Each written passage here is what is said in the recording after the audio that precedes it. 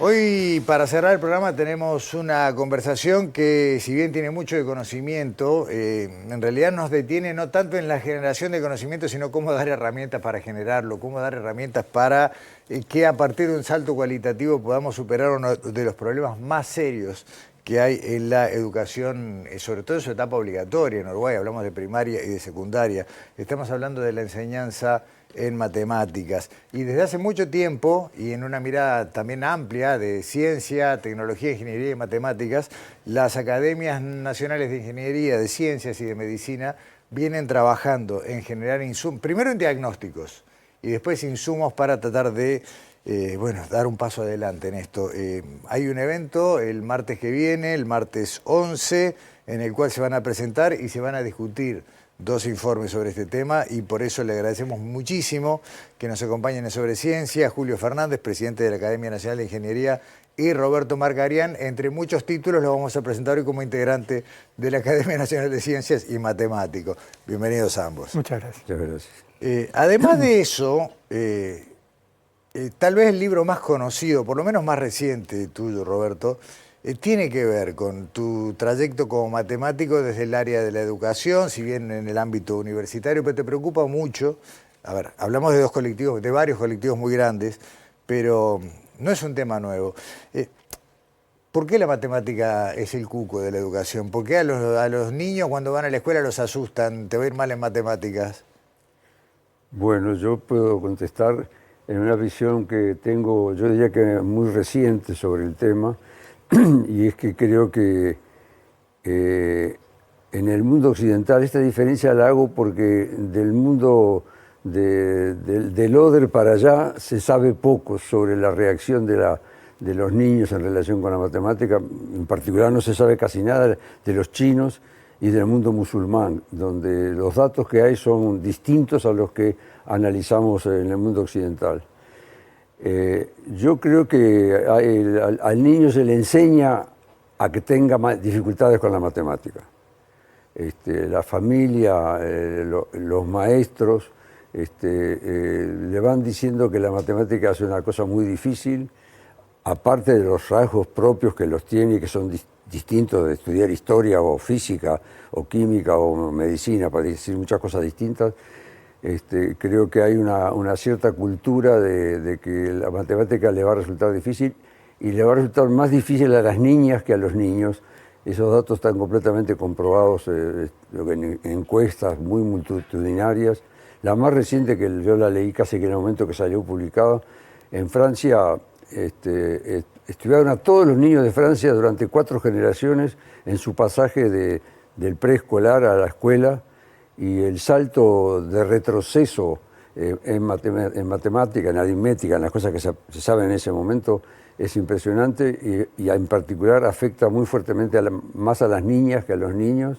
Y el estudio es demasiado grande y hecho yo diría que por la gente que más ha pensado sobre cómo se hace la matemática, cómo se va formando la mente matemática de los seres humanos, y que son concluyentes de que está pasando algo en ese periodo, y ellos dicen que hay estereotipos que las sociedades nuestras nos educan a tener.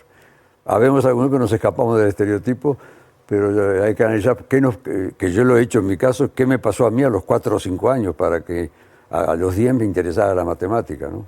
Ahora, Julio, hablamos de lo que se conoce como el lenguaje del universo, ¿no? O sea, algo que es una verdad universal es la matemática, que se aplica en todos los campos de la vida. ¿No debería ser al revés de lo que describe Roberto? Y quizás sí, incluso hay un libro de Mario Livio que se llama Dios es matemático o algo por el estilo, claro, con un signo de interrogación al final, ¿no? Dios es un Dios matemático. Lo que sí es cierto es que la matemática tiene un perfil diferente para el aprendizaje que otras asignaturas que aparecen.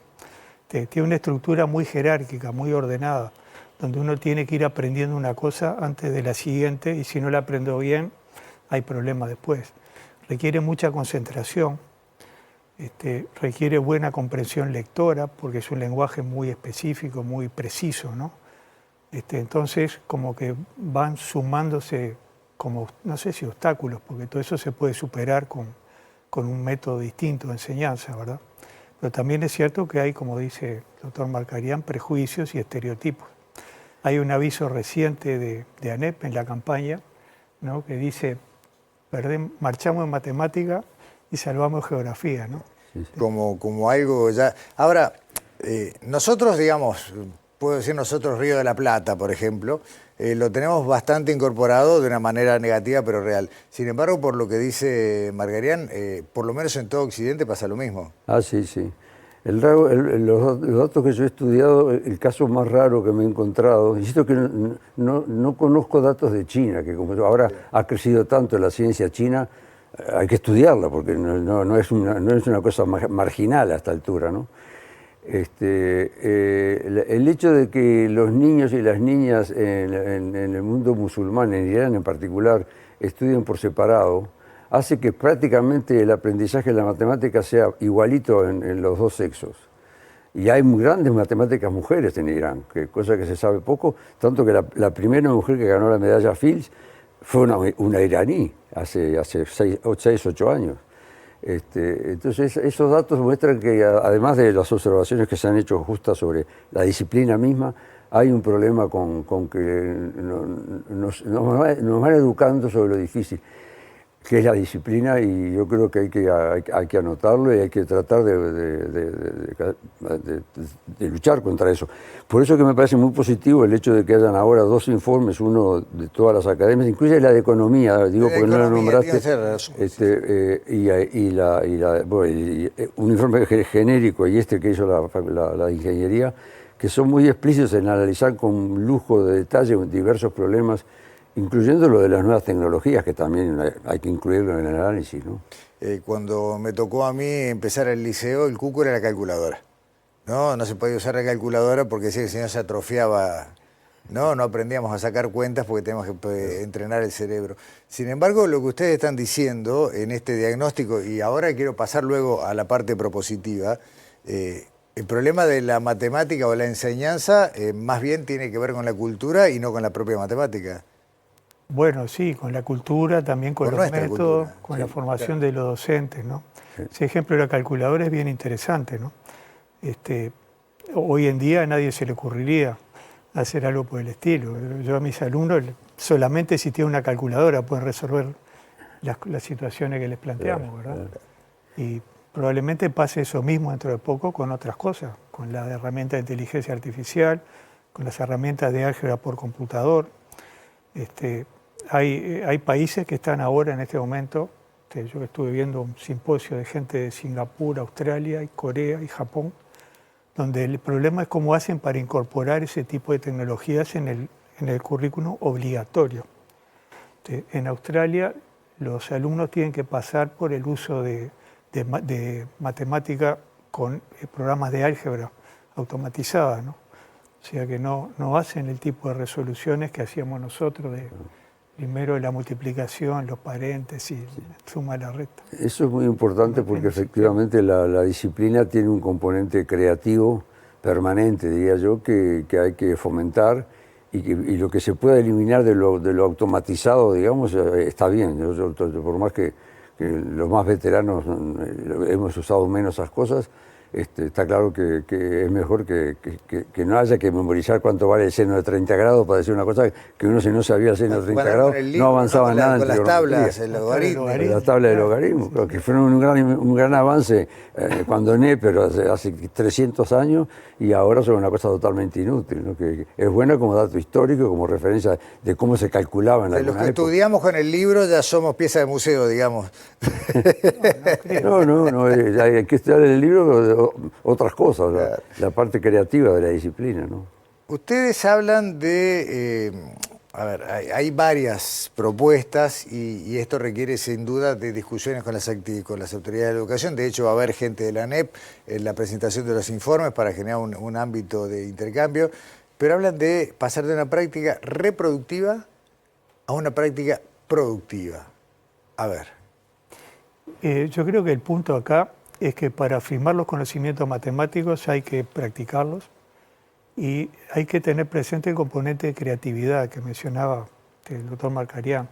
La matemática al final es poder trabajar con cosas imaginarias, ¿no? Con abstracciones que uno hace y qué relaciones tienen entre sí y qué cosas tienen que ser ciertas sí o sí, ¿verdad? Y ese tipo de ejercicio mental requiere también una forma especial de practicarlo, que es haciendo las cosas. Hay un ejemplo que está puesto en el informe de las academias, que es, por ejemplo, para dar la divisibilidad por 3, en lugar de hacer un montón de divisiones, poner un montón de casos y que los estudiantes vayan encontrando los patrones y a partir de eso deduzcan cuál es la situación, ¿verdad?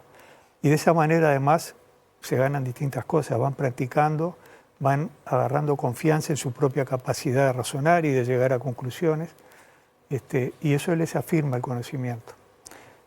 Un problema que vemos ya a nivel de la universidad, cuando llegan los estudiantes del ciclo obligatorio, es que han salvado los exámenes, saben las cosas, pero no las pueden aplicar, ¿no? O sea, les cuesta muchísimo pasar de cómo resolví esta ecuación, ahora tengo una situación donde lo tengo que aplicar, ¿no? Eso se logra justamente con ese tipo de ejercicio donde uno tiene que producir algo. Claro. Ahora, esto implica trabajar con los docentes mucho, ¿no? Claro, sí. Estas ideas que le acaba de exponer, que son muy importantes, vienen de una gran escuela de análisis, de la escuela de Freud en los Países Bajos, donde yo creo que hasta inventaron esa expresión de la matemática productiva, pensando exactamente en las cosas que él acaba de explicar, y me parece importante destacarla, ¿no? Que hay otro dato interesante, es que efectivamente, y eso, todo análisis crítico sincero que no oculta nada, indica que los maestros no les interesa la matemática. Está hablando promedialmente, obviamente. Bueno, pero un maestro que surge, es decir, mismo sistema educativo que venimos hablando, o sea, acá no cambió algo en los últimos 10 años. No, Estamos hablando de una tradición casi desde que Varela reformó la educación. Entonces, ese docente, maestro, profesor de liceo, ya fue educado con la matemática como cuco. Con ese mismo estereotipo. Estoy de acuerdo, es así, pero lo que pasa es que hay un lugar que tiene que romper ese círculo. Sí, ¿no? claro. Por eso yo he hablado de que tenemos que entrar en un proceso para comparar con el otro-ismo de matematicismo. Y por eso me parece muy buena la idea de las academias de abrir una discusión sincera, limpia, sin prejuicio, digamos, diciendo lo que hay que decir, no diciendo, tratando con cuidadito alguna cosa y otra, sino diciendo claramente hay un problema grande de una disciplina fundamental, porque todo el mundo reconoce que la matemática es fundamental, pero después cuando se trata de saber un poco de matemática, nos miran con cara un poco rara los que hacemos algo de eso, ¿no? Sí. Necesitamos la matemática, arréglense ustedes a nombre nuestro. Hay problemas socioeconómicos también, hay diferentes rendimientos y capacidad de aprender matemáticas según esto está demostrado en las pruebas del Instituto Nacional de Evaluación Educativa de nuestro país. También tenemos esa gran grieta en cuanto a lo socioeconómico, ¿no? Tal cual, Sí, tal cual. no ocurre solo en matemáticas, ¿no? Ocurre en otras disciplinas también, y muchas veces depende del contexto individual del estudiante, no tanto del centro mismo, sino también del apoyo que puede tener en su familia, del interés que tiene la familia por la educación, de aspectos que son individuales, que no son estrictamente socioeconómicos. De manera que sí, es uno de los factores que aparecen fuertemente, y tampoco es un tema solo de Uruguay, es un tema mundial.